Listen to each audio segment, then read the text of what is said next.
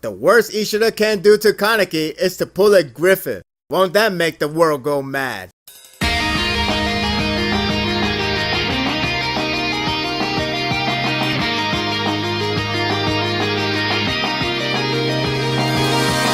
Hello, my old friend. It's been a year since we have last seen you, Kaneki. The days of no Kaneki is over, but his quest to wake up is now upon him.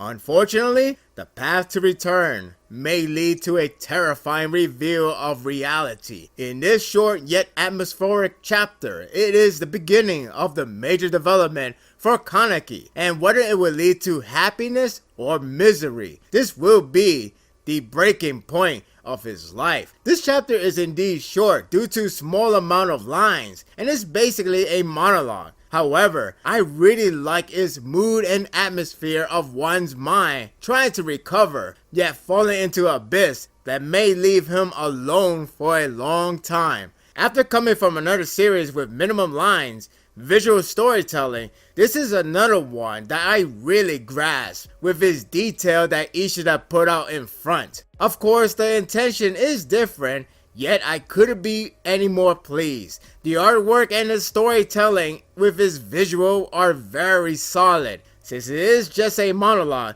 the best you have to do is to let the imagery conveys the emotions and mood surrounding that character. Ishida did a terrific job to make this supposedly straightforward chapter with complex meanings. You could treat this like a silent chapter or the one that is mainly done for experience, like Blame. The theme of Kaneki waking up alone in a home in the middle of the ocean with multiple or possibly endless torii gates. It's a surreal image. After researching it a bit, the fact Kaneki woke up in a shrine gives me that thought of a god's home. I have seen tales that is usually the case, so it may apply here as well. Dragon is deemed as a god, which is terrorizing Tokyo, so it's a fitting image of Kaneki being far apart from reality. The mind state of his is asleep, and let nothing come before him. I grasp the attention of Kaneki slowly succumb to realize on how far apart he has gotten from his last moment of action before he has fallen asleep. The panel grows darker when Kaneki begins to struggle to recall his last action. The expression he gives is despair, falling back into the abyss of darkness. He goes back and forth when he remembers small piece of the memory, but ultimately lands in darkness where he finally realized that he didn't remember anything else. The way how the darkness only leaves him in a bridge-like ground suggests that he has gone deep into the darkness. Who knows how far his path to the light will take. Watching Kaneki slowly losing his mind is concerning because it only makes you sort of wish that he would never have to know the damage he has caused to humanity. Not to mention, his main priority to protect Toka and his people could have gone in vain after his supposedly attempt to recover and fight back, which only led him to sleep. The reaction reminds me of how an old man doesn't know if he died or not, but stuck in a path to elsewhere.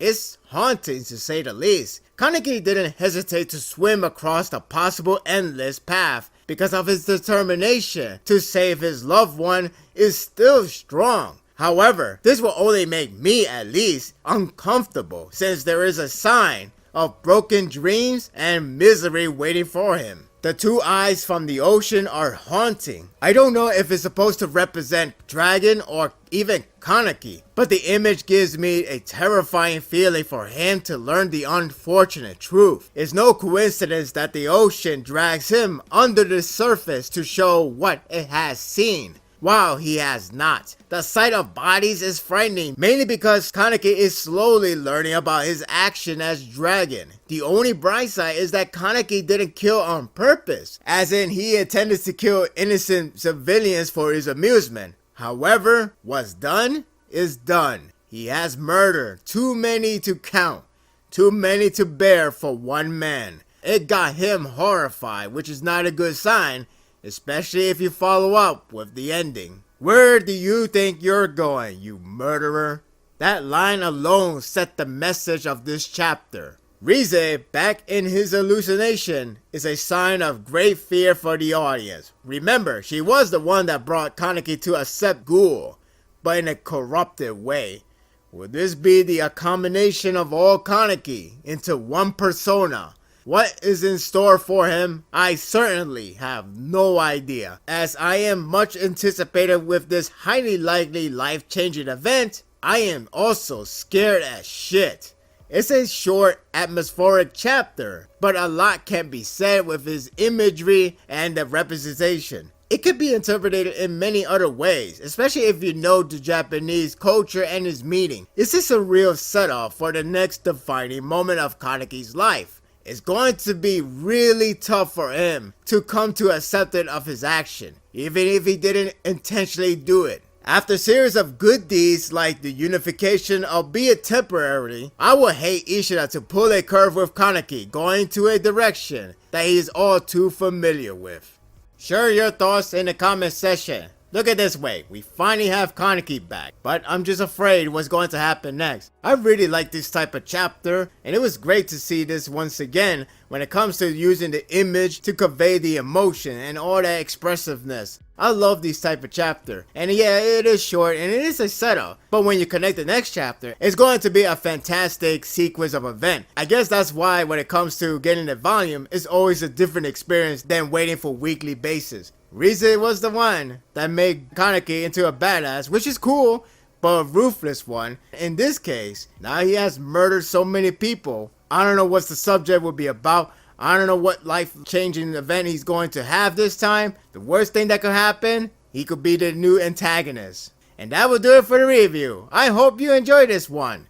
If you like this and want more of this, subscribe to my channel, and my world will be yours to stay. Until next time, take care.